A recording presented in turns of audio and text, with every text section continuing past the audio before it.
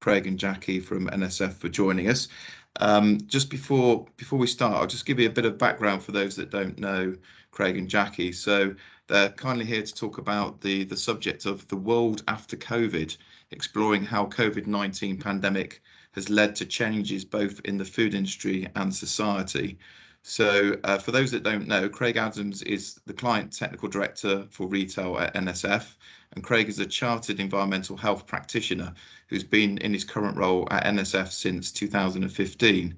Craig's responsible for setting the strategic direction of client relationships within NSF's UK retail team and provides advice and guidance for a range of businesses operating across the hospitality and food service sectors. Craig's experience both as a regulator and as an advisor and has worked for a range of organisations in his 20-year career. Craig's previously presented at SOFHT Members Forum, delivering a session on innovation in food safety back in 2020. So thanks, Craig.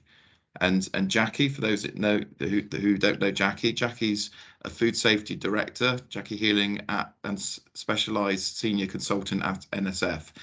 Jackie's got extensive crisis management experience, focusing on helping clients resolve any technical or food safety concerns they may have. Skilled in leading change programs across multiple stakeholders, some of Jackie's achievements include directing the technical programs for a major UK out-of-home dining and hotel group, and leading the development and delivery of the first to market COVID safe restaurant assessment program for a major fast food chain, and influencing the development and management of a scheme aimed at improving the conditions of food industry workers employed through labour providers.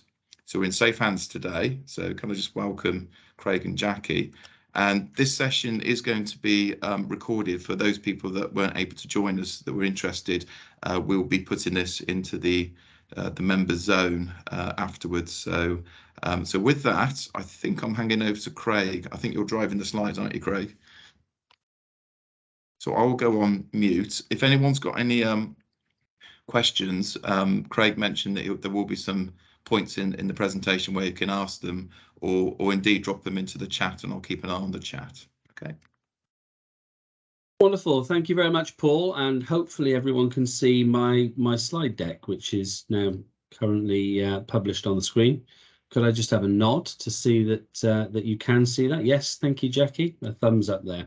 So welcome, everyone. Thank you very much for joining us this morning. As Paul said, myself and Jackie will go through this forum, and we're looking at the world after COVID. Not that really COVID has actually gone anywhere. It's still there. We're seeing a re-emergence of it. And what we would talk about today are some of the things that that really are affecting not just the food industry, but also society as a whole. Some of the macro trends that we're seeing and how they filter down into the UK and specifically the food industry. So make sure I'm clicking and moving the slides. So myself and Jackie, as Paul very kindly introduced us, we delivered a session back in October 2021, so a year ago, and on that session we covered some of the main themes. We were still very much in COVID at that time. Some of the challenges and the consequences for food safety supply chain, the impacts on COVID on business performance, particularly connected with food safety. And, you know, we've moved on 12 months since then. So some of these themes are a recap of what we discussed previously and how they've evolved over time. And some are some new themes that are emerging, things that we've seen both, as I say, at a macro pan business level, and also things that specifically affect the industry. So moving forward to today, and where we are at the current time. So I think everybody recognises that that COVID was termed one of these sort of black or grey swan events, something that was very, very difficult to predict, but it's had a marked effect on how perceived norms, or the way that we perceive norms, and how society has changed. What we saw in that time was this sort of rapid acceleration in global innovation, changes in the way that we behaved and new habits that were formed. One of those evident to us all here today, you know, a lot more in the sort of virtual space than we'd ever experienced previously. And we've entered into this era of uncertainty and high volatility, where there's been rapid change on a number of fronts. Yes, we've had COVID, but also we've seen acceleration in other areas, some of which we'll go on to talk about now. So let's look at where we are today. Specifically, some of the sort of major macro trends that we're seeing across the world. And we'll sort of summarize these into some sort of key categories. So first of all, we've got geopolitical instability. We've got trade uncertainty for the UK. We've got deals that are still being formalized post-EU exit. We can see political instability across markets that are potentially compromising international relations between countries that may well have had trading agreements in the past. And what all this is doing is creating tension within the system between these global superpowers. We've got the political uncertainty between the USA and China. We see political unrest in emerging countries such as Brazil. And what does that mean for the longer term impact on global supply chains? How is that going to affect us here in the UK and indeed the food industry? We see some challenges with regards to production outputs, and something that we've perhaps all seen is the sort of semiconductor shortage that's been affecting the world now for a couple of years, and that's impacted the supply and delivery of electronic goods, some of which are critical to the ongoing service within the food industry itself.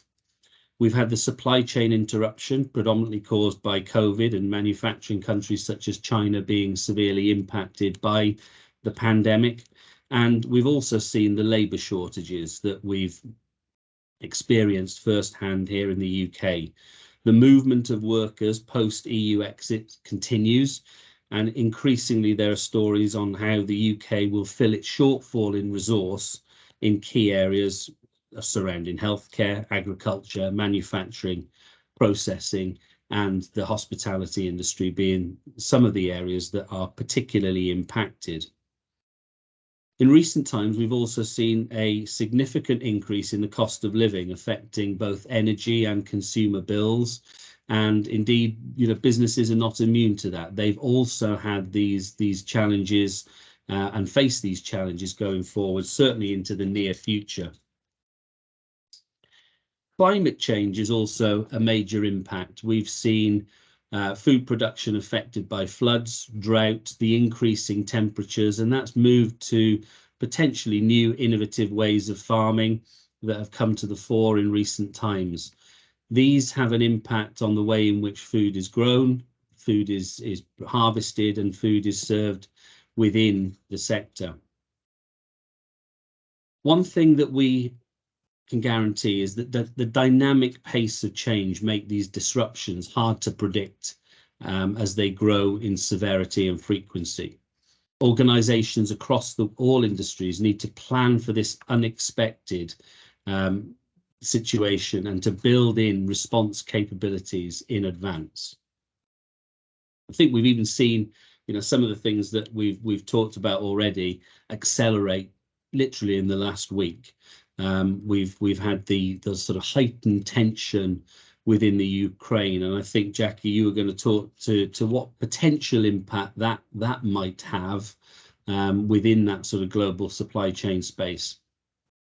Yeah, there are a couple of supply chain things that I've become aware of in recent days talking to clients I just thought I'd share. So first of all, obviously the Ukraine one. I mean, the situation has escalated dramatically in the last 48 hours, unlikely to pull back anytime soon. I think early indications are that I guess the relative stability we thought we had with that grain supply is now probably at risk again. And there will be another very significant, it's being predicted, a very significant movement of labour out of what is the middle of Ukraine now, movement of people from what has been relatively safe central Ukraine further west and potentially over again into Poland and Moldova and places like that. Coming into the winter, that's going to be a real potentially serious humanitarian crisis, which whilst it doesn't potentially affect our ability to supply and produce product in the short term, it creates this whole stress environment. It puts a lot of pressure on organisations to help support not only local demand for affordable food, but then, a refugee situation potentially in the middle of Europe, which we will, I'm sure, respond to in the UK. So that's going to be something to keep an eye on. The other one that's quite interesting is I was talking to a company last week now about vertical farming, and particularly about vertical farming opportunities in the Middle East. So for a long time, the Middle East has been able to produce the food that it needs. It's got big desalination plants. But it's obviously got not typical agricultural systems as we would understand them. But this shift in climate and shift in, from their perspective, shift in their future financial sustainability with respect to carbon fuels, which are going to become a challenge to supply, that's going to affect their GDP within those countries. They're very actively and throwing a lot of money at food production as an alternate source of income for the country. And they're quite innovative, and they're very innovative. So there's going to be an opportunity there with new ways of growing. I mean, vertical farming is the one we know about. Clearly, there's no shortage of energy through solar. I mean, historically they've been doing it through carbon fuels, but now they can do it equally through solar, and they're not short of money to invest in some of these systems. So that'll be something else to keep an eye on in terms of, I think we may see our sources of supply change quite dramatically if we move a lot more, or even partially more, towards the Middle East as a source of supply. That will bring the cultural and the labour and the ethical challenges that some of those countries are frequently criticised of exploiting. So we're going to need to keep a big eye on that and be ahead of it. I think the thing is, we're going to need to be ahead of it, because if we're going to have this shortage of supply of food, which I think we are in the formats that we've known and understood them historically, there'll be a need to make potentially quite rapid changes to sources of supply. And securing the safety of it is one thing, but you've got all those other considerations that your brands are responsible for presenting to the customer in terms of the customer offer, be that the ethical status, the sustainability credentials, the animal welfare, whatever it may be. And these things are also going to need to be considered for some of these countries that historically we haven't really traded with for food. So that's something that I'm helping a couple of people with at the moment. Thanks, Jackie. So if we take those sort of macro global issues that affect the food industry, how does that then impact on the food industry in the UK? And I think, we've all on this call have experienced it, either from a business perspective or from a consumer perspective. It's an increasingly frequent sight to go into a supermarket and to see gaps on shelves where historically that just wouldn't have happened. And some of the sort of principal reasons for that is, the volatility in the supply chain. The inconsistent supply of goods resulting in either lack of ingredients or substitution of ingredients, which has impacted the supply in first and foremost, but has also potentially impacted the accurate exchange of information in connection with those products or those services. We've seen some mainstay high street restaurants that have diversified, that have significantly rationalized their menus as a result of the pandemic. And there hasn't been a clamour at this moment to sort of get back those products that were previously served, because I think that following the pandemics, what's happened is that there's been these sort of compounded supply chain issues. With the sort of lack of ingredients, with the lack of supply, also comes the risk of adulteration of food products, whether intentional or unintentional. There may be contamination of products, and there may be ultimately the product is supplied into the market that's not what it claims to be. The labour impact, and again, we'll touch on this further on into the presentation, but also touch on it here, is that could account for some of the mistakes that we see happening within the supply chain currently, which has led to the what is perceived to be at this stage the increase rise in food recalls. Looking at that specifically, there was a recent study completed by academics at the University of Queen's University in Belfast and at Edge Hill University, and they examined specifically food recalls that happened over the last 5 years in relation to allergen information. And the highest cause was down to the highest cause of recall was down to allergen information not being declared or being declared inaccurately. So 56.7% of all recalls were as a result of allergen related discrepancies. And what we see here is that there is potentially a decline in standards that have resulted in this. And again, going back to some of those factors that we spoke about before, substitution of ingredients, lack of supply of labour, particularly in technical roles, where you potentially got inexperienced or underqualified individuals that are responsible for sort of signing some of these things off.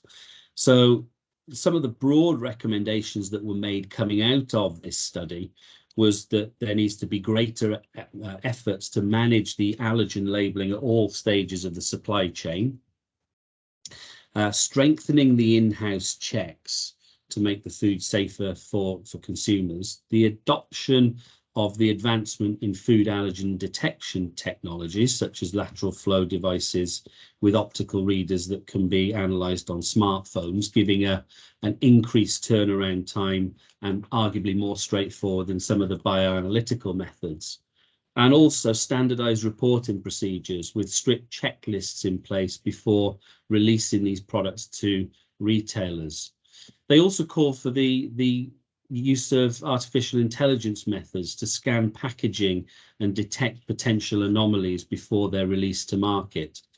All of this is designed to address the earlier challenges which will reduce the risk of economical and reputational damage that's caused as a result of these recalls. We'll explore it in more detail, but I think, Jackie, from your perspective, obviously you've seen some of these sort of anecdotal rises in this 12-month period, and this is something that the academics at these two universities predicted might happen post-COVID. Just looking at some of the recalls that have come through, what are your thoughts on why you think this is happening within the industry currently?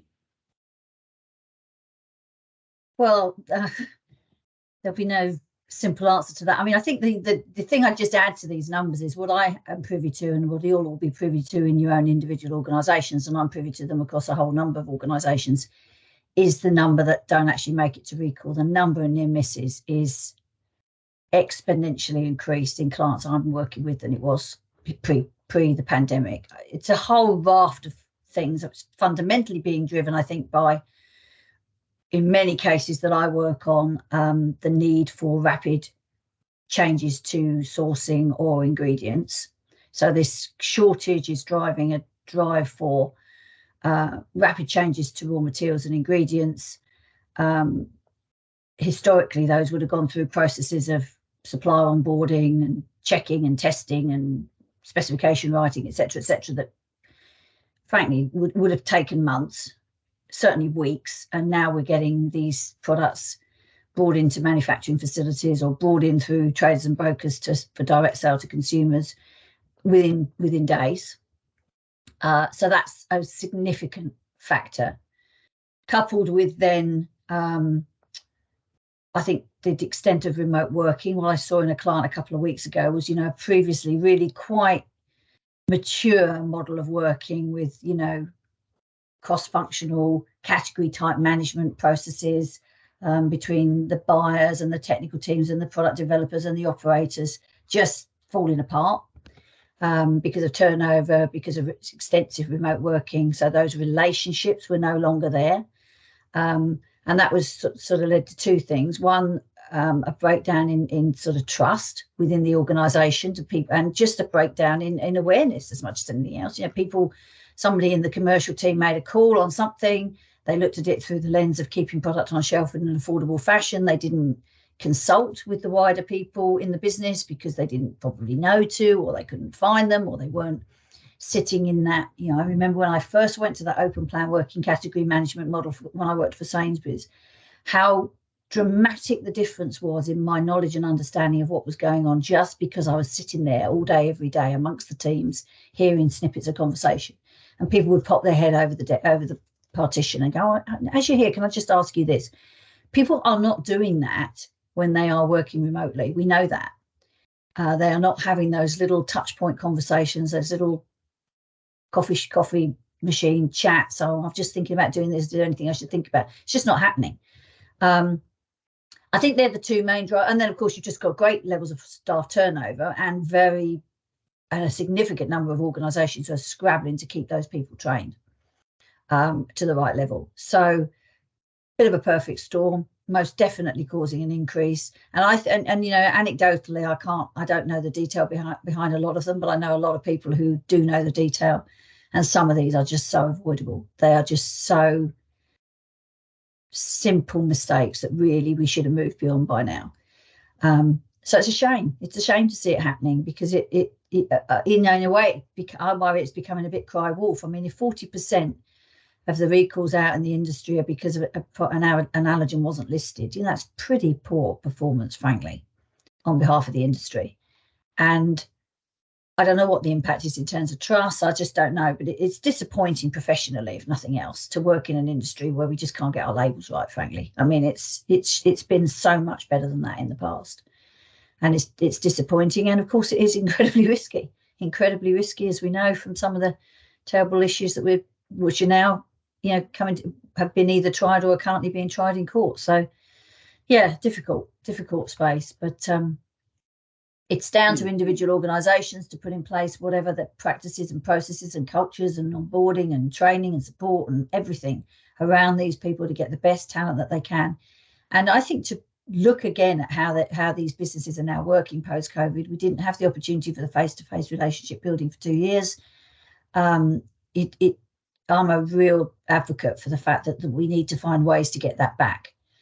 Difficult when there's cost pressures as well, because our own organisation is half the office size and encouraging much more hybrid working, and I can see it in the contacts and the networks that I now have within my own company. So yeah, anything that organisations like this, any sharing and support that we can give one another, and would be really helpful, I think. Yeah, and I can see that comments just come in here from Karen, just to say the figures seem to precede COVID and show an improvement. Yes, absolutely.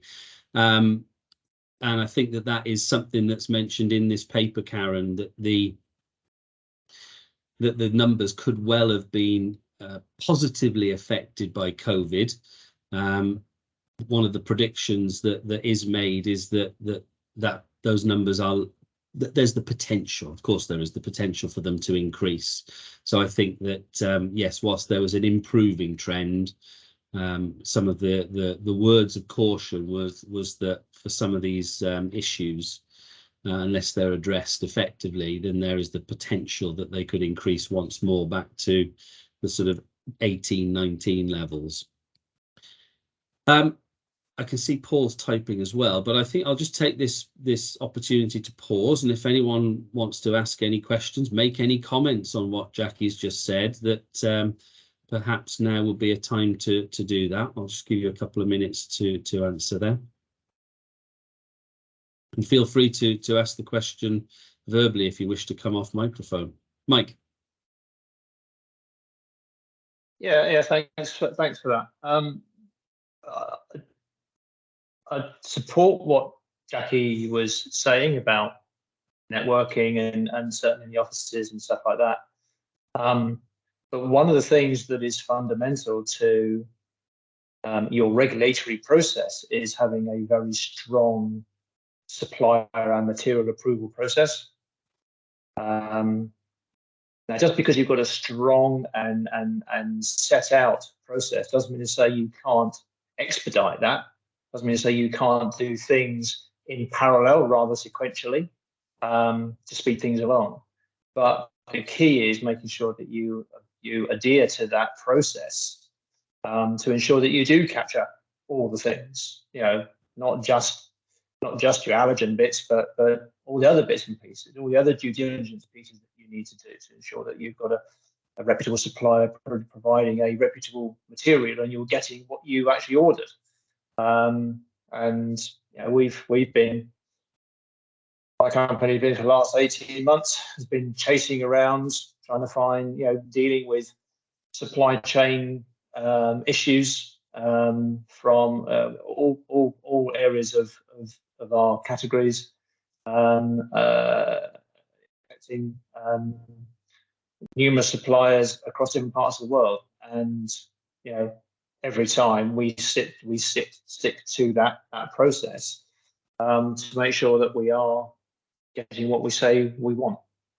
The other thing I just flag up, and I don't know whether anybody else is aware of it, is that there is currently a European-wide and possibly a global-wide, but certainly European-wide shortage of sodium hydroxide,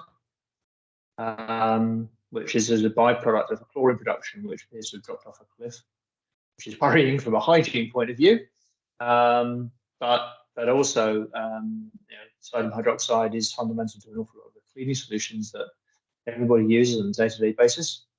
So again, it's people, people being aware of that, and I know the chemical companies are starting to contact people and saying they've got problems with their products and offering alternatives. But these things come out from left field. You wouldn't think that sodium hydroxide is going to be a shortage, but it is at the moment.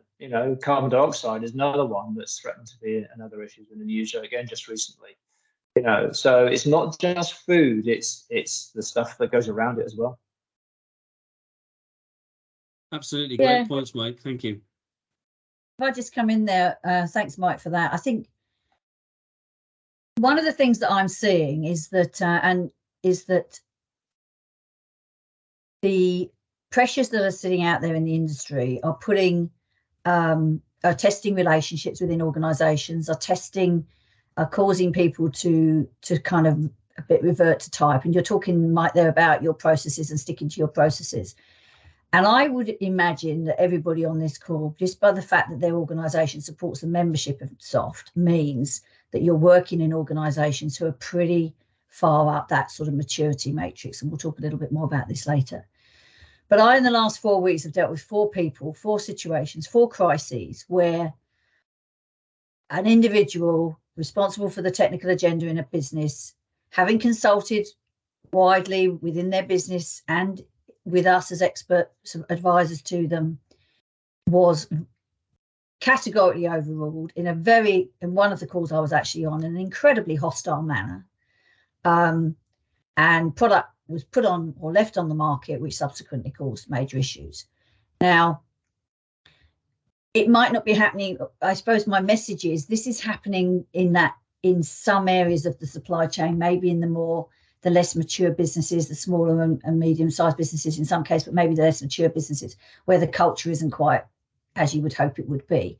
And this pressure is causing extremes of behaviour and quite aggressive behaviour, or certainly assertive, but even borderline aggressive behaviour. I mean, 2 of these individuals that I've worked with over the last couple of weeks have resigned as a consequence of what happened. So because they felt, disrespected, professionally undermined, etc., etc., etc. So it's a long. It feels to me like I'm dealing with stuff I saw back in the 80s. It's a long time since I've seen that sort of stuff going on with big organisations, big professional organisations with strong brand reputations on the market.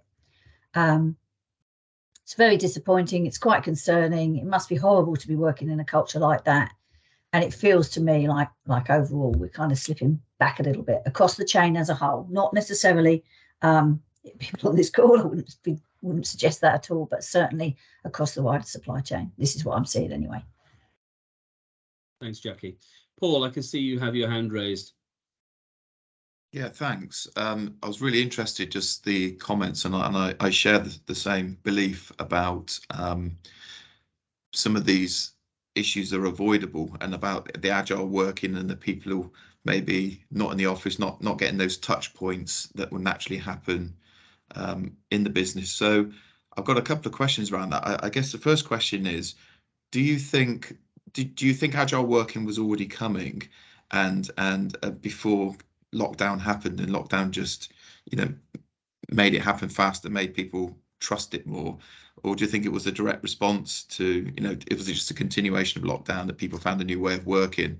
And I guess my second question is do businesses need to relook at how they the rules around agile working with these sort of business issues in mind, these business impacts that are happening because people maybe aren't quite as engaged as they should be, or they haven't quite done their bit in the stage gate leading to some of these issues? I mean, from a personal perspective, absolutely. I think that Jackie touched on it, the conversations, the anecdotal conversations that you have that sort of spark creativity in some respects. Yes, okay, we're all connected. We've got Teams and other platforms that we can ring somebody up for a chat, but to sort of coordinate and sort of triangulate sort of maybe 2 or 3 people that historically would have been in a physical space at a given time, it can be a little more awkward, I guess. I certainly think that from our perspective, I mean, we took the opportunity to perform some running repairs on our offices that were needed, and we're now just getting back to that stage where we can sort of fully occupy the space again, and I will certainly be utilising that for the aforementioned reasons. Jackie, anything you wish to add on that? I think the overlay for me is sorry, can everyone hear me? Something seems to have happened in my system here. The overlay for me is everybody's different, right? So I think, to answer your question, Paul, about did this accelerate it? Yeah, of course, it did accelerate it. But I think what it's done, I've worked remotely and I've not been office based from the day I started working. I was a visiting technologist. I was an auditor. I was then a technical manager through the retail businesses. I was out in the supply chain 2-3 days a week. My contracts might have been office based, but my reality was, as soon as the technology permitted it, probably with BlackBerries back whenever that was, I was working frequently remotely. The whole kind of take your laptop home and team stuff, obviously that's very, very different. But I haven't been in an office-based environment for a long, long time. And I have maintained, and I haven't even been in a single country for most of my career. So I think I've maintained my networks pretty well. But that's because I'm an extrovert by nature and I like to do it and I want to stay in touch with people. I have professional contacts, professional friends who I hardly hear from now. Hardly hear from. Who historically would have been at catch-ups, would have been in the office, and we would have caught each other would have sort of said, oh, let's just have a quick coffee, and they would have come along and had a quick coffee. I just don't see them for months on end. I don't speak to them. I don't hear from them. I don't see them. And I think that's I'm not a psychologist, but there is a piece in there about remote working works really well for certain types of people. And they automatically maintain their networks, and they automatically stay in touch, and they gain their information through hard research and maybe not so much through anecdotal conversation. But for some people, it does not work at all. And that's the piece I think that now I'm not really seeing recruitment conversations around some of that. I'm not really seeing assessments of people around suitability for that type of working, and will you maintain and will you be comfortable in that dynamic of sitting at home in your office? Will you perform at your best? I mean, I don't. I know that. I put stuff off all the time because I just don't have the energy around me that I need to do my best work. So I think that there's a whole piece in there, and maybe there's someone out there who knows a lot more about this that could talk to us about this in the future, because I think it needs to change. I think if this is the future, and I think it is, then we need some different tools and techniques to get the best out of our people. We need to perhaps have a different approach to how we might recruit. We need to think about the team dynamics and interactions in a different way. And it might be a generational thing. You know, people who are much more au fait with technology and see that as their main sources of communication and interaction and energy, gaining energy, may be more comfortable with it. But I'm not comfortable with it particularly, and I know people around me who aren't. And I think in some situations we're not getting our best performance, and that might be simple things like, you know, attention to detail on a label check, because you're sitting all I mean, I remember when I used to sit at home writing specs for Sainsbury's to get them loaded up on the IT system when we first got that in the mid-80s, whenever it was. God, it was boring. It was really hard work to do it. But when I did it, when we changed it, and one weekend a few of us said, oh, if we've got to sit there for 8 hours on Saturday and Sunday and do this, okay, we're getting paid for it. Shall we go to each other's houses and do it? Shall we meet? Shall we just, so we can just have a bit of energy in the room? And it worked so much better because we weren't working well. We were making mistakes. There's no doubt about it. We would have made mistakes in the labels, in the pack copy, in the specification writing at that point in time. We were youngsters, you know, youngsters relatively speaking. But to me, it was really, that was a real learning for me personally about, you know, I don't do my best work in isolation. And if that work is paralegal, which it was for pack copy and artwork, that's a problem.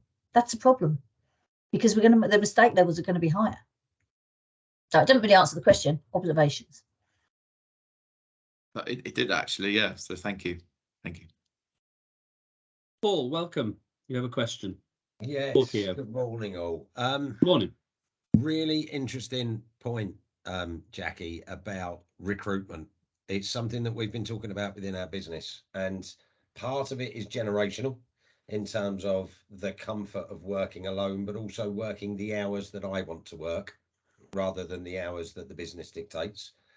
Part of it is and we've asked for some more detailed research, but we've had some people in our business, some of our HR seniors have looked at some of this, and we've brought in some outside, and there is now a change. It's not, we haven't launched it yet, but there is a change in some of the behavioural and competency type questions that we're starting to, or we're hoping to launch to use for interviews, because finding people that want a hybrid environment is one thing. Finding people that will do the work, whether they do it at 3 o'clock in the morning or 9 o'clock in the morning or 3 o'clock in the afternoon, I don't care if the work gets done, but actually it's really important to them, and they are different behaviours, and therefore as a recruiter, or as a manager of existing people, you have a different set of questions to ask around behaviours and competencies rather than just pure skill sets. So when we've got more detail on that, I'll happily share it through SOFHT, obviously, but I think it's a really interesting observation that is changing. And because of that change, if we're not keeping up with it, it is going to cause friction and errors and omissions. So yeah, I just wanted, we're aware of it. I don't think we've solved it yet, but it's a really, really important point. Thanks, Paul. I think I'd add to that. Obviously, you mentioned the sort of errors and the frictions, and it might also limit people applying for the job in the first instance, particularly if you know, there are sort of rigid hours when competitors and other organisations are offering more flexible working that fit with lifestyle arrangements. I think that's one thing that we really did see coming out of the pandemic, was those sort of lifestyle choices that people sort of lay down the gauntlet, and were quite sort of what's the word, hard-lined about it, weren't they, in so far that they, you know, this is now the way I'm going to work, and I will find something that fits that style and that choice. Yeah, thank you for that. So. Thanks for the contributions there, everyone. That was really interesting. And Paul, you have a response to that? Paul Davison? Yeah, I just had another thought. Is it possible, because of the supply chain disruptions caused by conflict and other things that are going on, could it be that people can't get packaging for maybe areas they were buying it before and they're having to go to other providers? I was thinking about some of these mistakes in artworks. Could it be that they're moving artwork, maybe printers or artwork houses, to maybe countries or people they haven't used before, and that may be leading to some of these errors because they can't get their normal packaging supply chain? Is that a possibility? Yeah, I think it is. Yeah, I think you're right. It's not just, it may anywhere along that chain. If you're making changes to supply, or you're losing skilled resources, or the resources are not performing at the level they were before, whatever might be happening. I'm not aware specifically of that being any of the ones I've supported, but I mean, I'm sure it's part of the mix. I'm sure it is, because I know there's been real shortages of real challenges getting packaging out of China, particularly. So yeah, could well be at the printer end. Yeah. Excellent. Okay, thank you. So moving on then, just looking ahead at some of the sort of emerging trends and factors that we see within the food industry, and these are sort of subgrouped into 4 categories here of food safety, bioactive compounds, food security, and sustainability. These are some of the sort of things that I've heard on the grapevine previously, and obviously some things that we are now seeing as emerging trends and growth patterns within the food industry. And I guess I put them on this slide and for discussion today. Some of them you may be aware of, some of them you might not be aware of, and some may just not affect you as a business. But increasingly, these are some of the sort of common themes that are coming out from research and from publications and from organizations that are connected with the food industry. And I guess it's there more of a thought piece. You know, is this something that's affecting your business within the sort of the post-COVID world? So again, as we've touched on already, you know, COVID, we saw accelerated global innovation. We've also seen those new behaviours forming. We've just been talking about them from a work perspective, but also from a sort of bioactive compound perspective. People being at home, exercising more, taking care of their bodies more, looking for supplements and things that supplement their sort of normal diet. There's been an increase in those sort of products being manufactured as well as being consumed.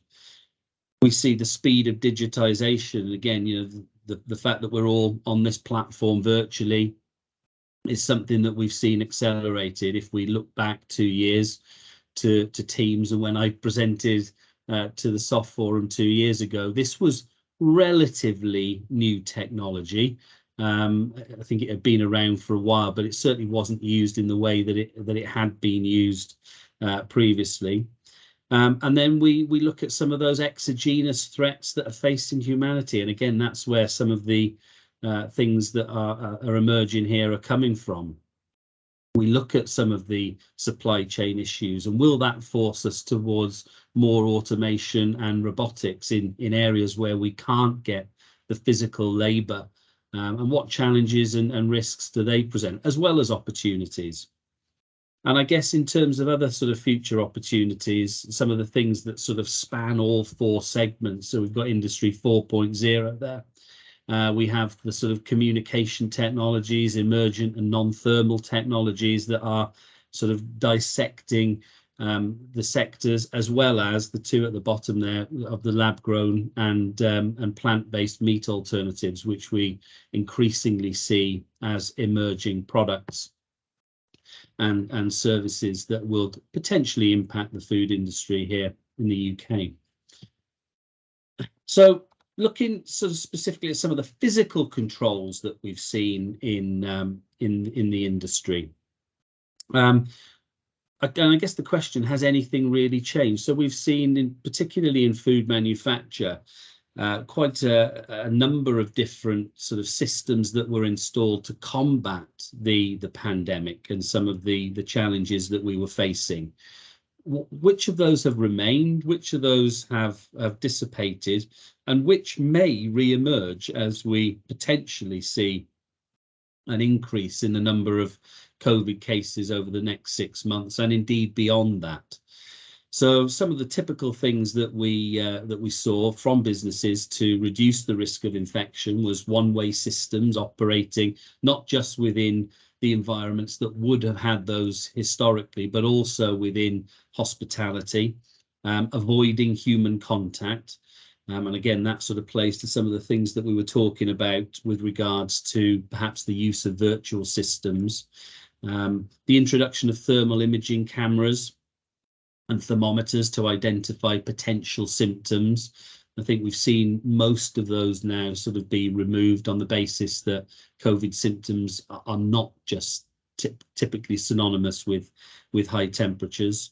Mandatory face coverings. Most businesses moved to an optional there, but it's again anecdotal, but surprising how many people I'm seeing on public transport, out in the sort of general in general society, that are returning to face coverings through choice. And restrictions around facilities. So again, is that something that we are likely to see within sort of food manufacturing areas, within hospitality settings, where there is the potential that the increase in rise in COVID may have impacts on those teams that are working within those areas? Some of the transient changes that we saw, I've touched on it already, around the sort of the face mask wearing, something that in most establishments was mandatory and is now voluntary, but there's an increase in rise. Are you as a business still providing those for employees, particularly as we see cases rise? Is it something that employees would expect of you as an employer? We've seen the removal of screens and distancing requirements from workplaces, but will there be a return of that? And what are the current arrangements in place with regards to reporting? So if an employee does have symptoms, government advice is that they are recommended to stay away from work. But is that the requirement within your respective establishments? Is it something that you've revisited ahead of a potential surge in cases over the forthcoming weeks and months as we move into autumn and beyond? I certainly see it in a number of different environments whereby the sort of high touch points and cleaning remains in force, and it's something that is probably a legacy of COVID, is that the cleaning checklist and the increased hygiene checks have remained in place. Again, will that be ramped up as we move into the autumn and winter, and the potential infection rates increase? And indeed, the sort of reintroduction of potential shift bubbles, so that if individuals are affected, they're not potentially contaminating or infecting, should I say, all of those other people that they're likely to come into contact with. Are those bubbles still in place? Has that been something that's been adopted by your organisation going forwards? In terms of changes that remain, I think, certainly from the conversations that Jackie and I have had, enhanced equipment and environmental hygiene practices, some of those that were introduced for COVID have remained. More production-based clean as you go activity being evident. But to Mike's earlier point, how is that going to be impacted if some of those agents that you have within cleaning chemicals are interrupted because of a lack of supply in that regard? And again, thinking about sort of resilience and being able to switch to alternatives, is that something that your organisation has considered, so that they don't find themselves short of a product that will ensure disinfection of a process or a line? Factory design, again, I don't know how many of you on the call today have been involved in this, are responsible for sort of factory management and design. What changes have been made to the product, people and process flows to try and minimize any unnecessary contact with individuals? Is that something that's being considered within your new factory design, or indeed refurbishment or remodeling of existing premises? And I guess finally on this, we were talking around the sort of use of fogging. We certainly saw it within our office space, that the fogging of offices was commonplace, certainly within our organisation. And I remember speaking to lots of other organisations that we deal with who were introducing very similar processes into their spaces. Again, is that something to return to during these sort of peak periods where COVID infection rates are increasing? Is there a customer expectation that that happens, particularly in those businesses that are customer facing, and will serve customers who maybe come into that premises, sit down and eat, for example? So some considerations to be considered with regards to the use of this process, particularly the fact that some of the agents in there may have antagonistic effects on particular processes and systems that are in place, corrosion of chill fins, for example, within evaporator units. And indeed, some environments may not be suitable for the dispersion of a fog because of the nature of the product that's maintained in that area. So just gone too far. Another pause there. Any of you involved in these things that are strongly considering returning to some of these practices that you may have adopted during COVID, that perhaps you either haven't stopped, they've become business as usual, or are considering at this moment in time returning to?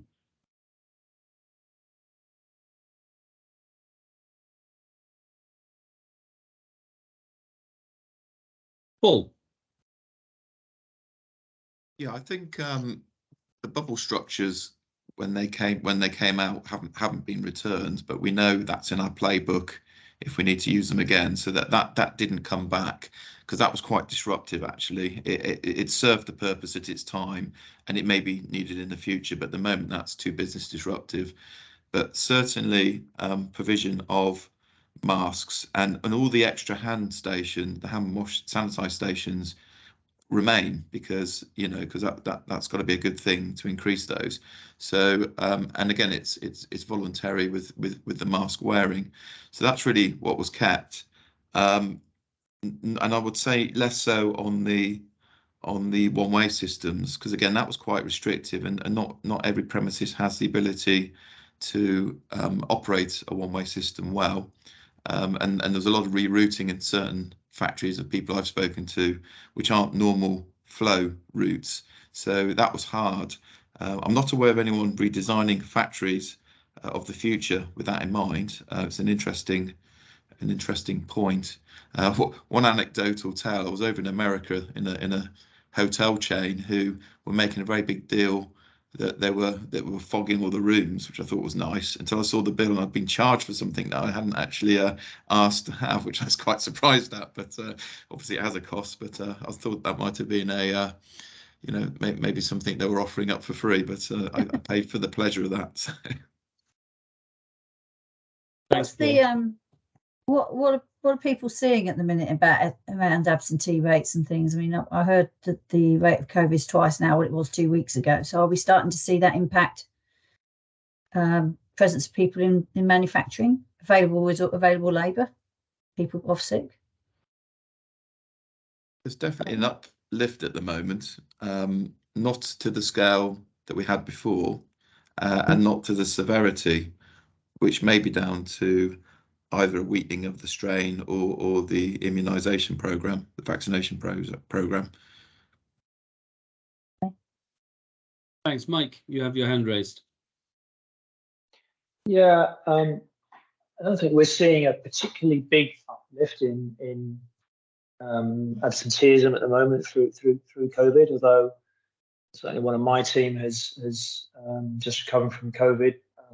She was able to work quite happily remotely in her role, and I heard of just heard of another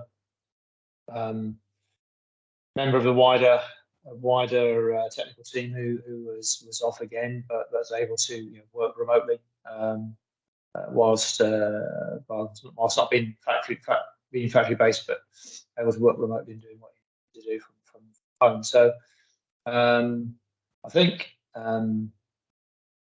one of the primary factors for a lot of the introduction of these protocols that you talked about was the fact that a lot of the COVID control regulations were part of the HSE responsibility, and the HSE regulations, and therefore, COVIDs were COVID infections were communication within the factory environments were a reportable event. What happened last year, early this year, was that requirement was removed. The legislative requirement was removed. Didn't become part of the HSE requirements anymore. So until such time as if the cases do increase and the government sees fit to increase that regulatory structure again, I suspect it's going to be very, very piecemeal, and people will decide, actually, do we need to do anything more than we're currently doing, or do we need to go back? I don't think there'll be a great appetite to go back to where we were, just because of, as highlighted previously, the inconvenience, the cost, even just trying to configure shifts around sort of bubble principle was horrendously complex, and people were still dropping out of that because they got COVID from other sources. So it was a bit of a nightmare, to be honest, and so I can't see, unless there is a regulated structure that comes back in place, I can't see a lot of these things coming back in, unless a company decides, that it is in their interest to reintroduce all these sorts of things. But they'll probably be, I suspect they'll probably be in the minority. Thanks, Mike. Yeah, some really interesting points there. I think, obviously the legislative one is a key driver in this. Absolutely. I just wonder if significant business interruption is seen through workplace absenteeism, whether or not that would spark potentially organisations to make it a company requirement to follow certain processes so that they can continue trading through eliminating individuals who are potentially spreading COVID, albeit they're not perhaps suffering from symptoms and months on this, I think. But thank you for your contributions, and likewise, Paul.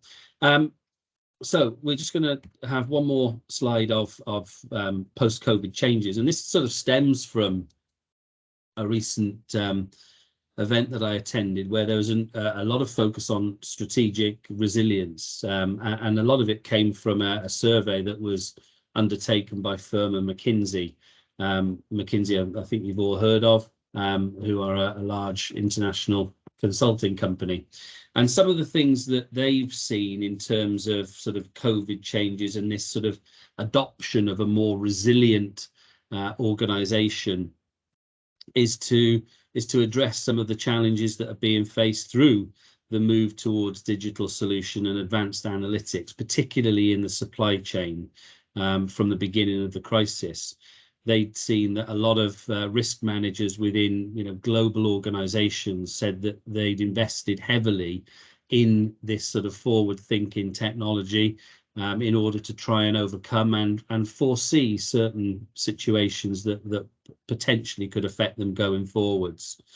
Some examples we use, so the improvement in reliability of supply chain by moving towards predictive maintenance of machinery. I think, again, some of you in large organizations may already have that in play, but certainly there's systems and software that's available for a range of different organizations across that, depending on what size it is. Equally, the sort of smart chain supply digitization plan to improve that sort of business continuity and to become more resilient, as opposed to more of a sort of risk management focused organization. So we'll touch on those in a bit more detail when we look forwards to the future and some of the trends that we're seeing coming out of COVID, and some that, well, in fact, most of them play back to the sort of macro issues that we discussed earlier on. But the time is now just gone 11 o'clock. We've been on this for an hour. I propose that we take a very short comfort break, 10 minutes, and we'll start back at 15:15 for the remaining 45 minutes. So look forward to seeing you all then. Thank you.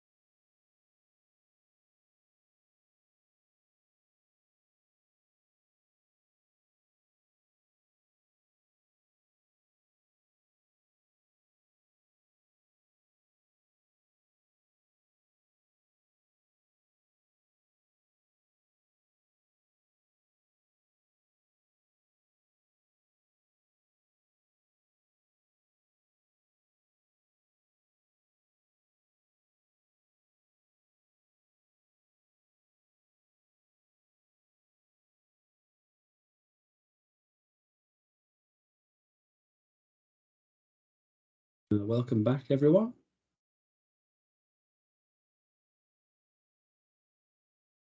Hello.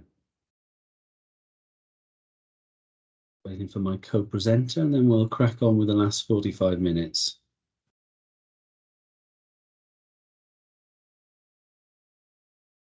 I'm here now. Marvelous. So in this session, we're going to look sort of forwards and look at the future, things post-COVID. Again, as I indicated, some of these will track back to the sort of macro themes that we spoke about earlier on in the presentation.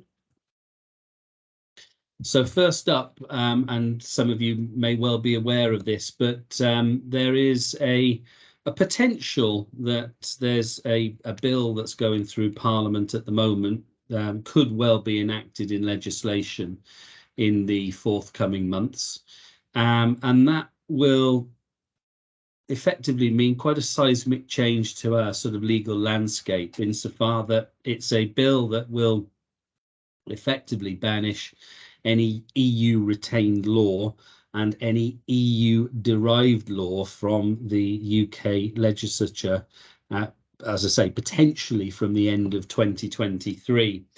So this was one of Liz Truss's promises to continue on that pathway to EU exit, and again, all options appear to be on the table at the moment. There's been quite a bit of commentary on this since the new government took shape at the beginning of September. However, there may well be some other crises that may well take priority over this one. But the potential is that there could well be some major changes in any EU derived law. Now, that obviously affects food safety, food standards, health and safety, other sort of trading standards, legislation that currently exists that is EU derived. Who knows? It's having its reading in Parliament at the current time. It could well be deferred. There is the option to defer this until 2026, but there has been quite a bit of commentary out there in the press on this over recent weeks. It was also mentioned within the recent FSA board committee meeting that happened at the end of September. So it is a watch this space, but it is something that could have potential ramifications for businesses operating within the UK. From a regulatory perspective as well, we've also got there's been discussion very recently, for those of you that are more focused on the hospitality and food service sectors, on the mandatory display of food hygiene ratings in England. We already have the mandatory to display the consumer-facing food hygiene rating scheme in Wales and in Northern Ireland, purely voluntarily at the moment for businesses operating within England. But it's been tabled by the FSA and it's been on their discussion forums for some time. The likelihood now with the change in government is that this has been deferred until the summer of 2023. So again, something to keep an eye on. It is being discussed. It is being talked about within government, but it's not something that is likely to impact in the near short term, middle part of next year, as the earliest at the current time. Jackie, what are your thoughts on this in terms of, obviously, you know, we've got lots of legislation in the UK that's EU derived. Do you foresee any sort of challenges or potential challenges for business if what's heralded as being, or what's positioned as being something that may well come into force, comes into force as quickly as it could do at its earliest opportunity? Well, you've got to hope that some sort of sanity will prevail. I mean, you can't ban it. I mean, I don't know the numbers, but I'd imagine a very high percentage of our laws have all been derived from or retained from the EU. So you can't imagine them being banished without some alternative system in place. I'm not an expert in this, but if it does, I would, I guess, encourage whatever industry groups and everything you're members of to get involved in this, because you're going to need to, the work involved in potentially, I mean, if it's simple enough, we don't call it EU law now, we take exactly the same rules and make it UK law, which is something that's been discussed, fine, nothing really changes. But if it's, well, we don't need this EU law, but we don't need any law, then that's just anarchy. Or if it's, we don't need this EU law, but we need something different from a UK perspective, then that's just mountains of work, isn't it? Packaging changes, all kinds of supply chain sourcing challenges, etc., etc. I guess the real, for me, the one to watch will be if they impact some of those laws at the same time they open up a load of new trading agreements with countries whose standards may not be those that we would have expected, then that's where you're gonna run into some difficulties if you haven't got, as we've talked about already, robust supply chain sourcing sign-off systems that the company adheres to at all times, no matter what. It feels to me like something that will probably fizzle and die, but in that they'll just gradually work their way through it all and either keep it in its current format, transfer it numerically and nomenclature-wise over to the UK. But yeah, I haven't really got very much line of sight on this, and I'm not able to find out terribly much about the mood on it at the minute, to be honest. Mike, you've got your hand up. You might have. Yeah, I mean, there's all with Brexit, we moved all of the law into UK legislation, so effectively they are already in the UK legislation. The question is whether the government wants to keep those laws as is, and the second question is whether they want to continue alignment with the UK legislative process. And I think because of the terminology that goes around Brexit, and basically Brexit, the EU has been demonized effectively within the Brexit context. And so, anything that comes from Brexit must be bad, therefore we're going to have our own thing. And there was just recently a note that came out from the FDF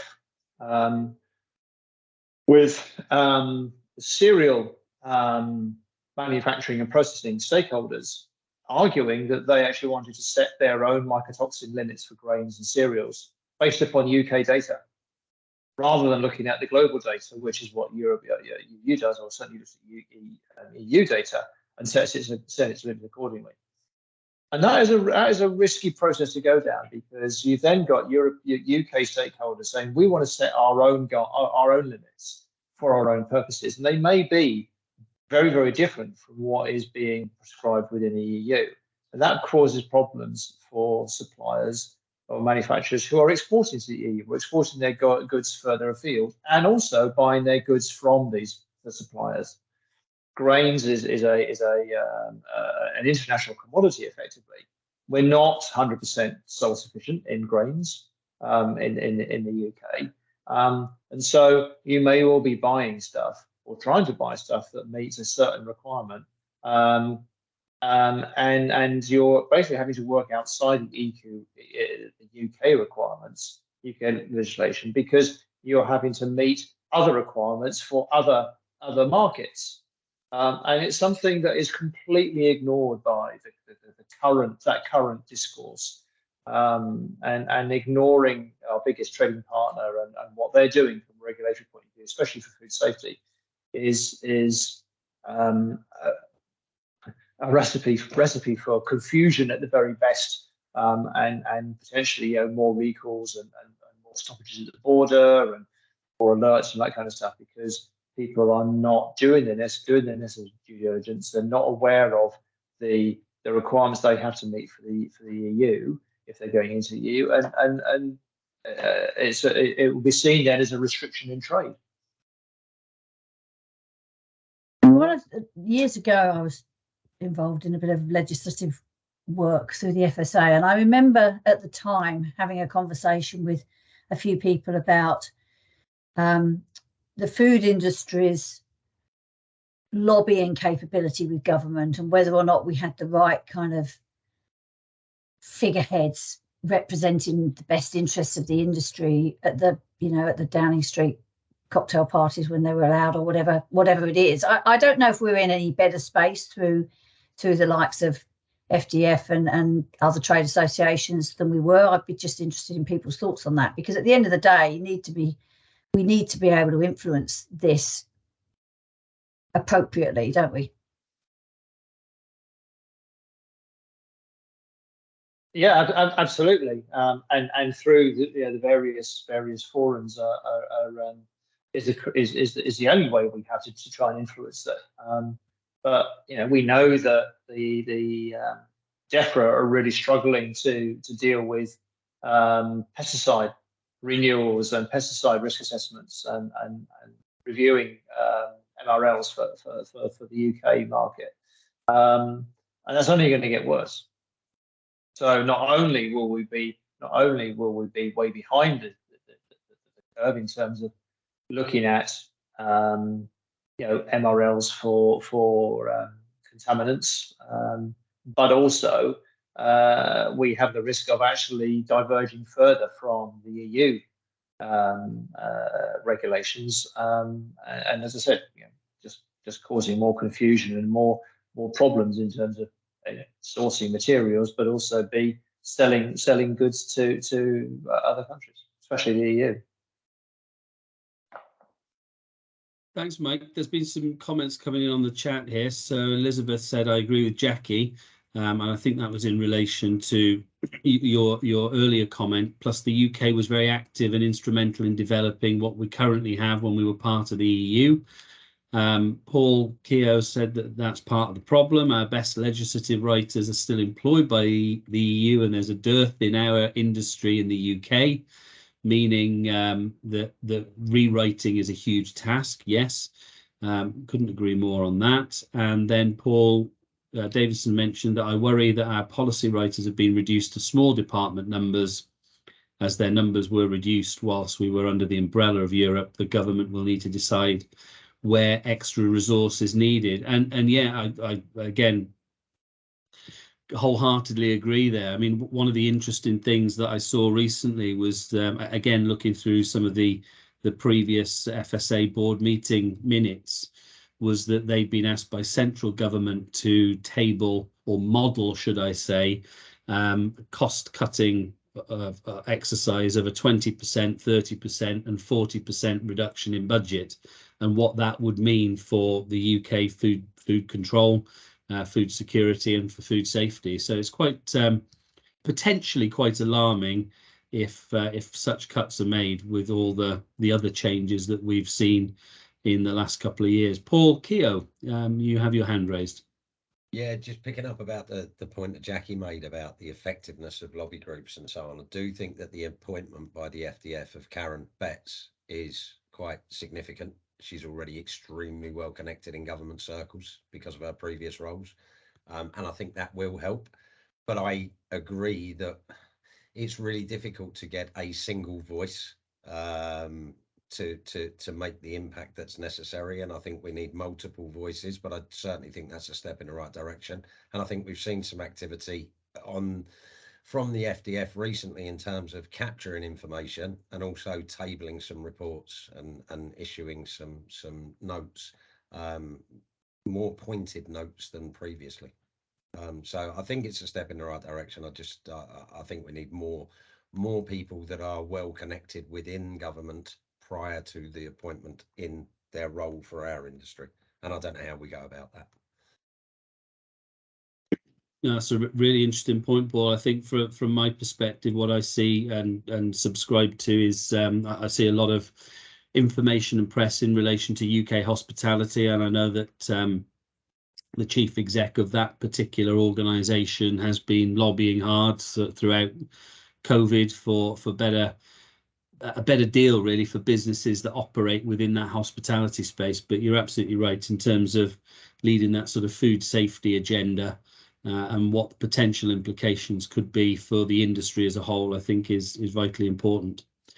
Okay, moving on then, so we've looked at the sort of geopolitical. We've also, as I touched on previously, seen a lot of trends in lifestyle changes, and increasingly we are seeing more and more individuals sort of turn to dietary supplements and alternative sources of protein, etc. So I thought I'd touch on the sort of the trends that are emerging within the sort of novel food space. Again, you know, for a whole variety of reasons, some of these things are emerging. As I said, it's a lifestyle choice, but it's also environmentally conscious consumers, those that perhaps don't want to consume traditional sources of protein because of the impact that has on landscapes and indeed the wider environment. So 4 areas that we're going to sort of look at is the sort of cultured meat arena, growing meat from animal cells, edible insects, which I know that's been sort of jumping around for a while, but seems to be gathering momentum. Fungi, alternatives, more than just being mushrooms, and finally algae and alternative sources of that. So cultured meat to begin with, lab-grown meat. I'm sure that we've all seen press around this. It predicted that it could become a staple ingredient of the future, removing the need for animal slaughter and the resource and land-intensive farming techniques used to rear sort of traditional meat. And it could provide that sort of sustainable alternative to conventional meat products. It's not yet authorized as a novel food on the European market. And again, there is a lot of safety testing that's going on around that at the moment, as well as the potential impact that it could have on the agricultural sector and those that rely on traditional farming for their livelihoods. The affordability of this, obviously, it's a novel food. It's something that is not yet out in wide-scale production. But it is it's considered an expensive process. But as with anything, it develops over time, and the price of lab-grown meat continues to fall. So I guess the sort of question with this, and indeed some of the others, is what are the sort of food safety implications going to be for this? So particularly with edible insects, there's 3 currently on the market at the moment: the yellow mealworm, migratory locust, and the house cricket, and they can enter the food chain within Europe and indeed the UK in frozen forms or in powder form. But again, more to be done, I think, in terms of allergens and the potential allergen risk that are often linked to these types of foodstuffs. From a sort of fungi perspective, again, you know, we're all commonly aware of mushrooms and the like, but there's a recent application that's come into play with regards to the vitamin D2 mushroom powder. And it's an example of how fungi is entering the UK market in novel forms. The powder is an ingredient produced from a particular type of mushroom that's been exposed to ultraviolet light and irradiation to induce the conversion of the provitamin D2 to vitamin D2, making the vitamin content more active. And the application tends to add the powder to a variety of food and beverage products to boost the functional profile of whatever it is added to. And then finally, we've got algae, and the seaweeds and microalgae currently globally contribute to nearly 30% of world aquaculture production.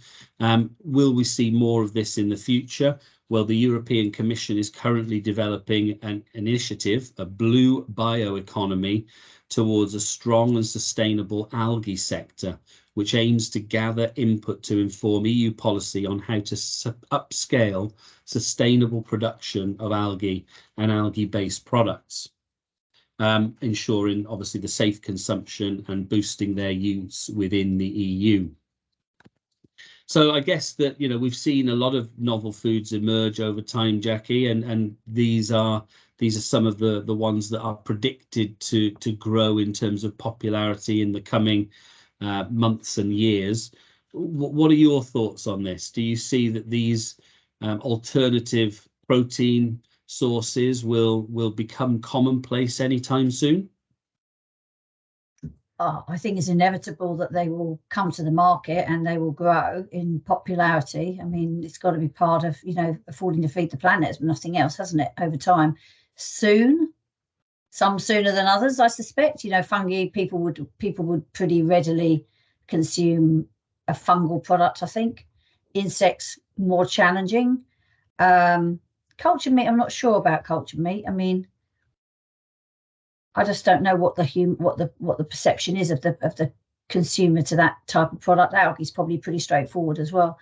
For me, I think the thing is that, and what brands will need to be conscious of is no matter what the food safety decisions are that are made, you also need to manage the public perception element of this. And the last sort of major novel food explosion onto the market would have been GM, I guess. Now, you can love it or loathe it, but at the end of the day, I think from a macro perspective, my view is that, there is good to be done from that technology.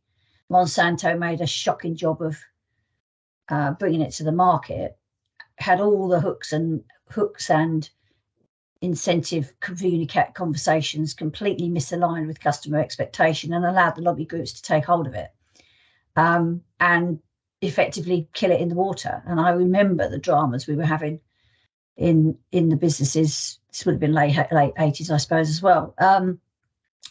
So we need to be a bit more rounded and considered in our approach to this time round. And these types of products come to the market from a research angle and not necessarily from a wider consumer perspective. And that, I think, is the really big piece with it. They will come to the market. I don't have any doubt about that. I'm pretty sure we'll be feeding livestock animal edible insect protein within a matter of years if we're not doing it already. But if you are a vegetarian, if you are have a certain cultural or preference for your diet, and then you find that the milk you're drinking has been derived from an animal that's been fed a load of insects, historically you assume they were only fed grass, you might have a view on that. I'm sure you would have a view on that.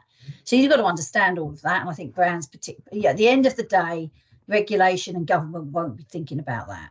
So you, as a brand owner, would need to think about that, and your corporations and your corporate affairs and the rest of it would need to get involved. And having lived through the GM debacle as a lead technologist at Sainsbury's at the time, it was an absolute mess. And the amount of customer contact and the amount of challenge we had, and the ability to give guidance and advice, and our public facing statements were woeful. And that was and that's a competent organisation, pre-social media. So it's only going to be more challenging this time around. Thanks, Jackie. And I wonder, is there anyone on the call that has a view on this in terms of some of the things mentioned here? Are you seeing it within your businesses? Is it part of a diversification of product that you're looking at? Does anyone have a view on the production of the aforementioned sort of four topics here?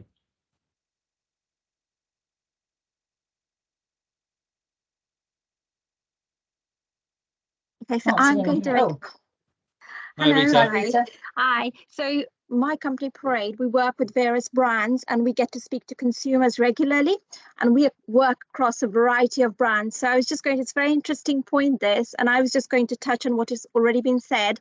I mean, of course, we need to fill the gap in production, but of course, there's this trend of going vegan and vegetarian. And even if people aren't, following that sort of dietary choices all the time, most people are sort of experimenting with certain days. So we have seen a phenomenal increase in people wanting to know about, the ingredients from that perspective, and a lot of people are actually following some vegetarian days and vegan days. So for me, it was just interesting. I think the fungi and algae, that fits in very naturally, whereas the cultured meat, which of course will become an ingredient in products requiring meat, it just opens a whole new, genre of inquiries for us. And we need very good preparation about the information that we would have to give to the public. So yeah, that was my comment on that, really. Thanks, Rita. That's very, very useful that you're seeing that. I think that, you know, there's been that sort of general trend, hasn't there, for flexitarianism, I believe is the sort of word that's been assigned to people that switch between meat and non-meat diets. Thank you. Paul, you have your hand raised. I was hoping Rita was going to say it opens a can of worms, because that would have been quite fitting, I would have thought. I think there's still quite a big stigma around this and a big consumer hump to get over. I think Jackie said, you know, it's going to be, to an extent, it's going to be consumer driven, but it's going to come down, there's going to be a necessity drive, and there's going to be a consumer angle that will come into it. I think locally sourced has been very, very strong. I think the whole wonky food in stores and things that don't look perfect, I think that's got more mileage at the moment than something like cultured meat or edible insects. I agree with the fungi and the algae. I do worry when companies start interfering with the natural balance of the world, especially without, you know, there's other creatures that eat these things. You know, if we start farming them heavily, or, you know, whether that's naturally or you know, does that then tilt the world in another direction? So I think before we develop these great big industries, I think we need to look at the balance of why some of these organisms exist. Absolutely, I think you're right, Paul. I think on the insect source, insect source of protein, for me, that is I can just see a repetition of the BSE, not the BSE issue, but the whole scandal around, you know, feeding beef cattle essentially what was poultry meal. You know, apart from the hideous repercussions of CJD, etc., customers were absolutely horrified. I remember customers, I was on the helpline at Sainsbury's at the time, and I remember people ringing up saying, why on earth are you feeding my cows chickens? Cows don't eat chickens. What are you doing? So there just needs to be some really careful thinking. I think insect protein will make its way into animal feed pretty soon, to be honest. And so we need to be ready to talk about why and what, and explain that, you know, a pig foraging naturally is probably eating these insects anyway, so it's not a big deal. And even maybe thinking about the species that you first would introduce insects into as a source of animal feed, because if it's poultry and it's pigs, it's kind of what they do anyway. Whereas if it's sheep, it fundamentally is not. So that people are going to have an issue with that. And dairy, people consuming non-meat but consuming dairy are going to have an issue with it. So yeah, getting ahead of any legislative change, and particularly as it will happen up the chain, it'll happen at potentially at the agricultural end, and you'll be buying, you know, a product that's come through the chain through several processing steps in between. We're going to need to be on the front foot for sure. Thanks, Jackie. Thank you. And thanks for your questions, everyone, and your contributions. So on the next section, we're going to focus on that sort of labour supply shortage. And I guess it really sort of focus the lens on technical teams and those that we typically work within on a day-to-day basis. So I think we all recognise that there's been a scarcity in key technical experience and technically trained individuals coming through the process in recent years. Certainly in the sector that I'm in, the number of courses offering environmental health degrees has diminished, and the output of those courses that still exist is far lower than it once was. And I guess it's sort of an open discussion really around how to encourage more people into our environment, our technical food safety, food hygiene roles. And you know, we've given some thought to ideas, and some of these we're practicing within NSF, but also I'm sure that you have your own sort of pathways and strategies and tactics that you employ within your respective businesses. So I guess some of the questions to sort of pose to you as thought pieces that you can then come back on is, what does the future of our teams look like? Is it that there are sort of more internalized teams that whereby we select potential candidates from within the existing organisation, those individuals that perhaps have shown an interest in perhaps moving into a more technical role. The pathways for promotion, do they exist currently within your organisations? How are they advertised? And is this, or does this form part of your colleague retention programme, if indeed you have one within your organisation? I think we all recognise that there are peaks and troughs in terms of the need for technical resource. And a number of organisations do sometimes look outside of their four walls to technical resource that exists within other organisations such as NSF and other certification bodies that can bolster and provide a backfill on a temporary basis to perhaps vacancies that you have within your organisation. How much is there in terms of shared resources and technical assistance? Now, obviously, those of you that are on the call today are members of SOFHT, and you could, I guess, if you needed to, turn to SOFHT to potentially link you with third-party providers of such resource, or indeed supporting partners who may be able to assist. We've spoken about it already, about the strength of networks and what I term here as the strength of weak ties, those people that you don't speak to on a day-to-day basis, but that do have vast experience, knowledge, and technical abilities that perhaps they are willing to share with you when you encounter difficulties or when you're planning for new processes within your organisation. And I think something that's very dear to my mind and something I try and practice within the teams that I work with, it's not just the technical. Often we are speaking to non-technical people within our roles, and the ability to engage some of these soft skills of creativity, resilience, persuasion, conflict management is as critical as the technical message that you're trying to deliver yourself. So again, open up the floor here to the thoughts of those that are on the call. And Jackie, perhaps I turn to you in the first instance. You know, you've been in the industry for 30 years. Forever. Forever, indeed, and plenty more to give. What are your thoughts on this in terms of the future development of teams? Crikey. We've had this problem for such a long time, haven't we? But it doesn't seem to be getting any better. I just don't think our industry is even understood, or certainly not promoted and seen as a particularly appealing or attractive space to go in. I'm not sure who we would look to try to influence that, but I mean, you know, I can't imagine. You know, we don't have like even hospitality is in a better space because it's got so many celebrities, you know, working within that industry.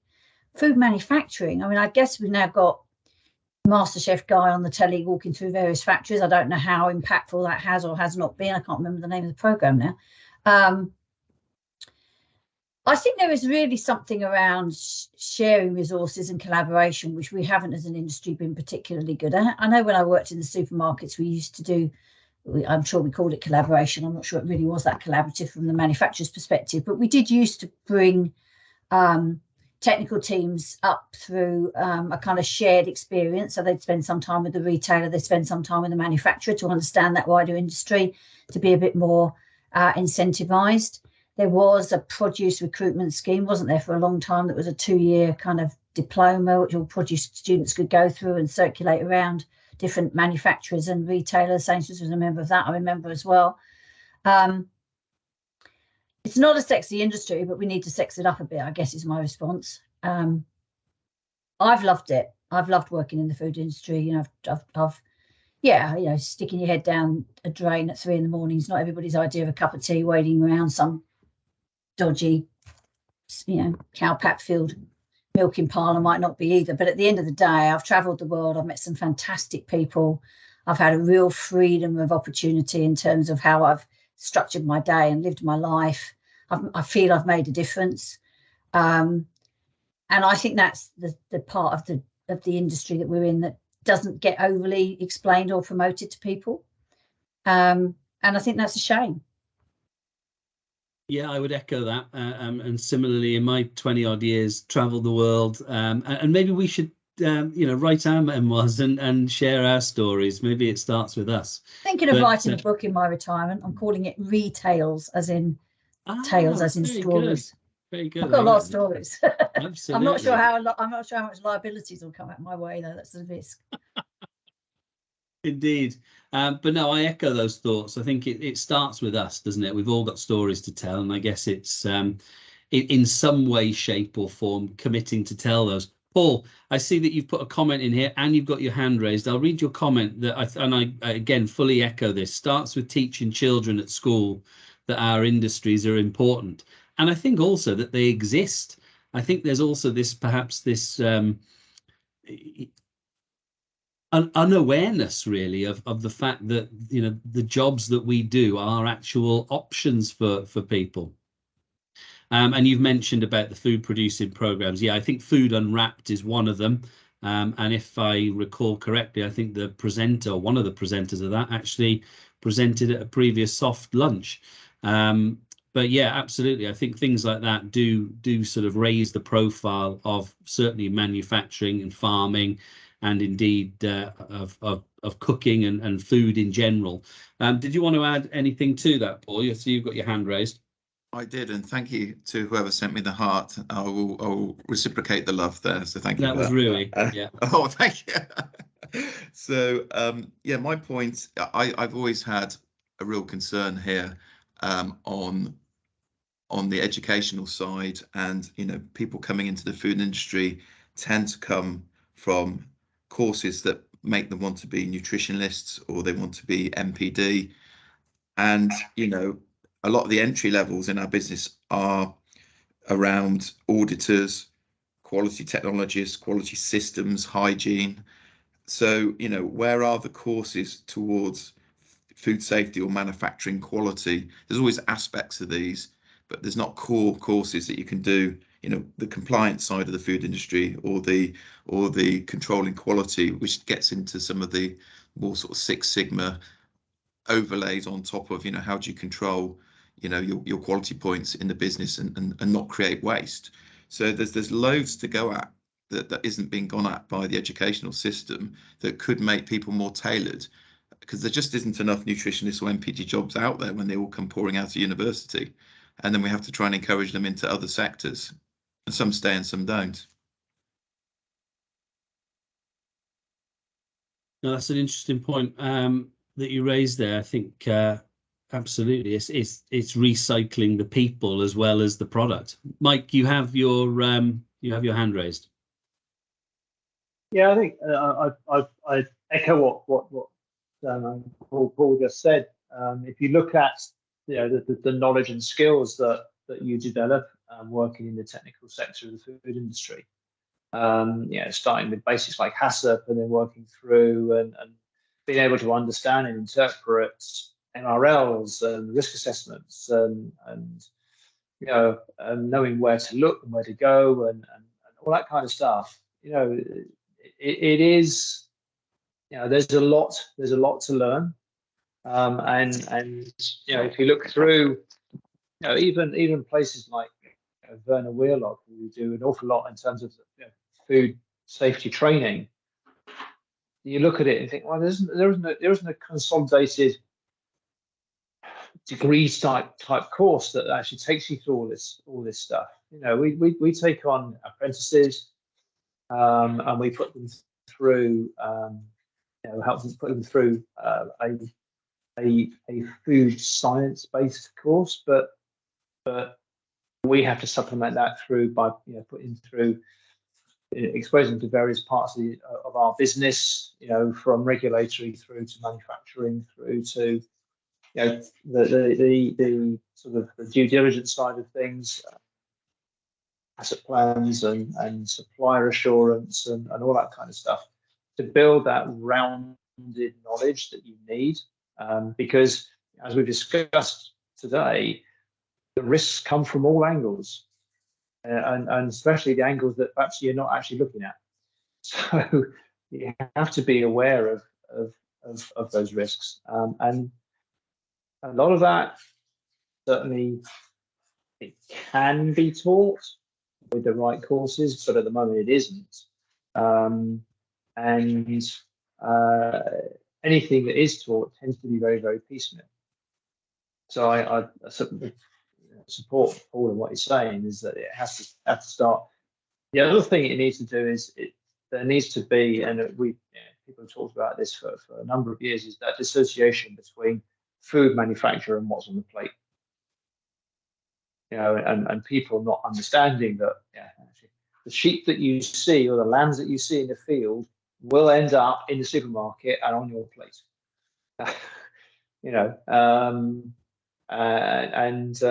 it can be a bit of a shock to people to understand.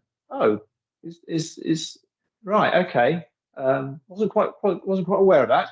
So and when you start to get into more complex food manufacture, ready meals and the right kind of stuff, the processes that go into it, and how food is actually made within those environments is very, very different to what people think.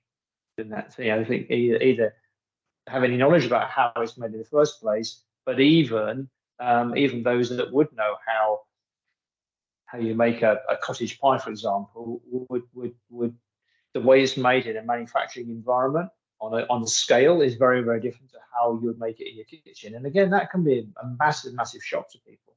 You just don't appreciate how you makes this stuff in scale.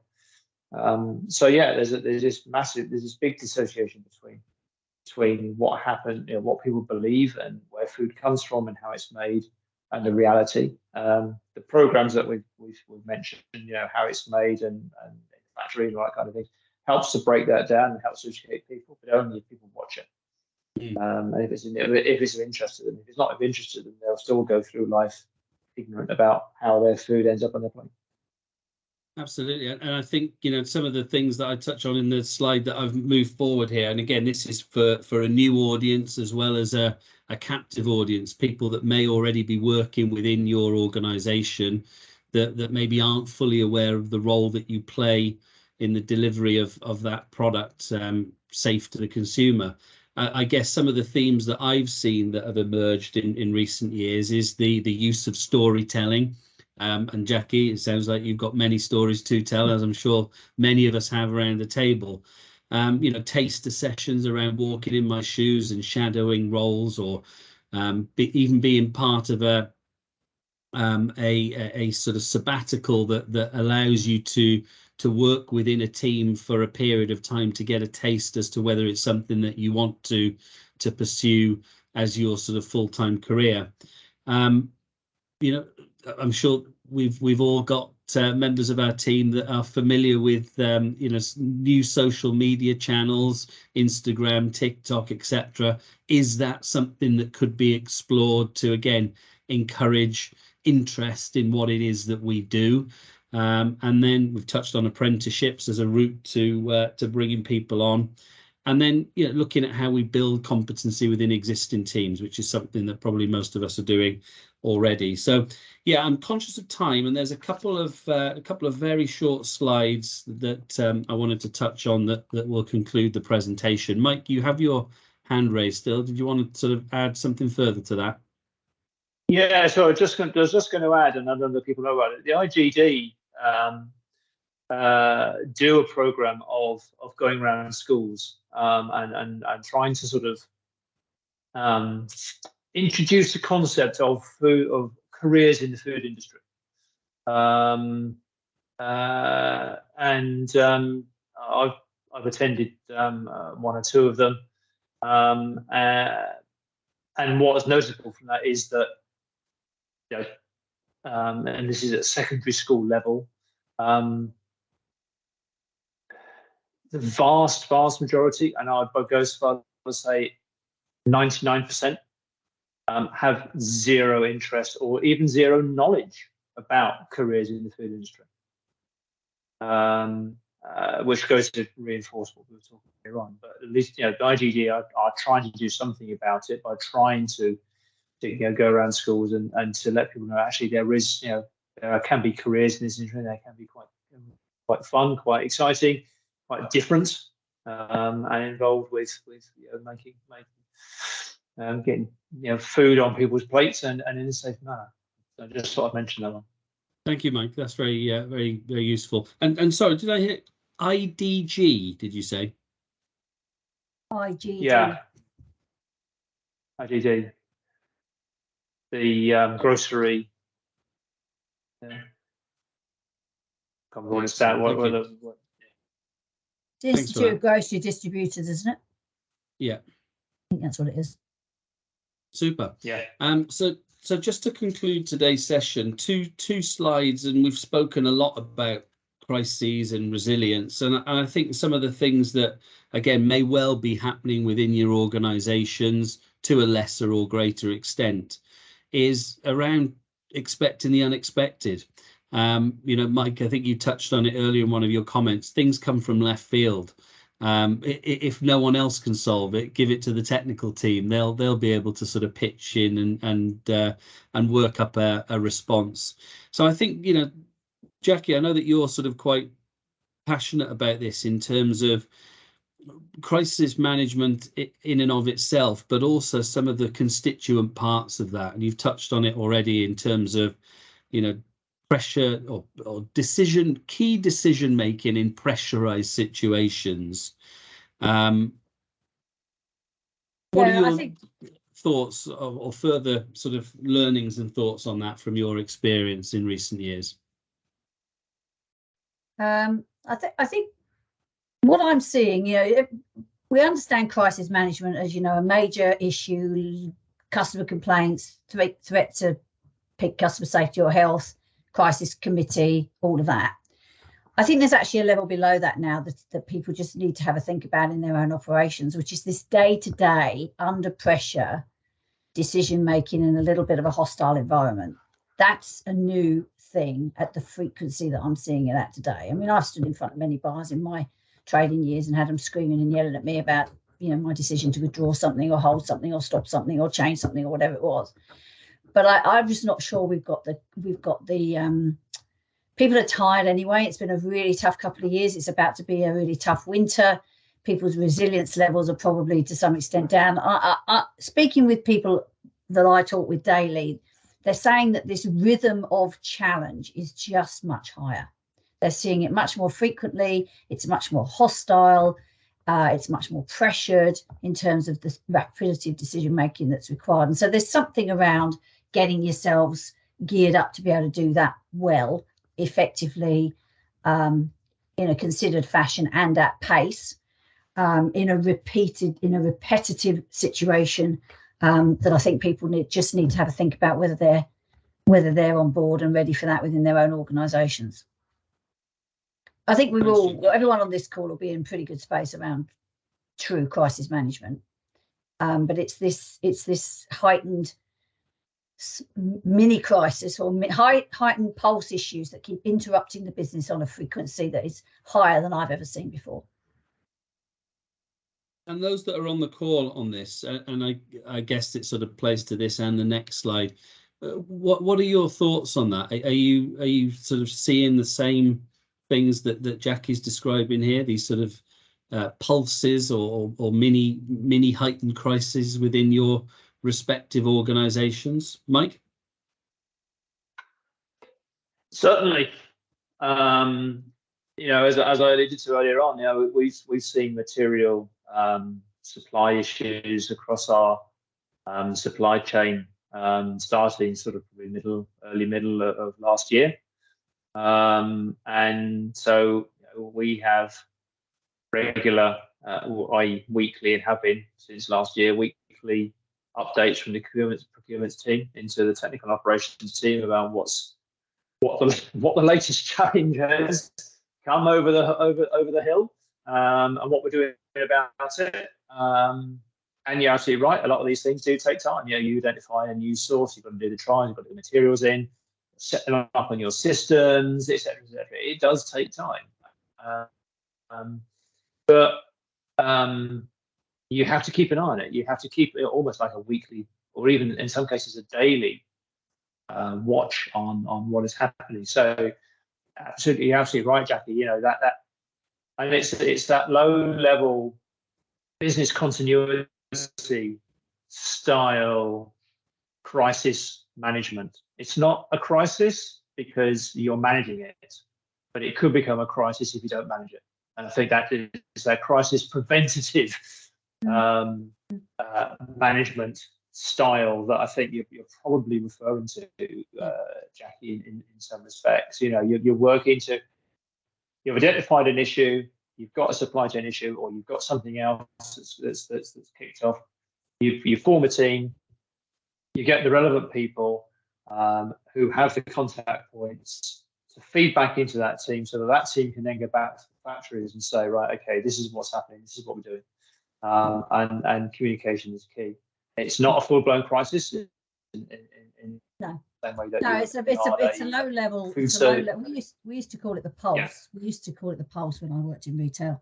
So, you know, things that interrupt the day-to-day management of the business is called an interruption to the pulse. And it was the frequency of those that we used to keep an eye on, because if we were getting, you know, 1 or 2 a day, which you would across a major retailer, that was quite normal, and you had the resources and the experience and the skills to keep on top of it. If you were getting up to 7, 8, 9, then you're just it's not sustainable for people at that level. Other work starts getting put to one side, and all those other knock-on effects.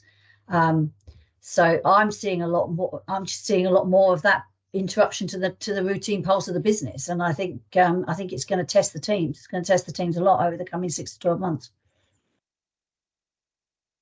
Thank you. Absolutely.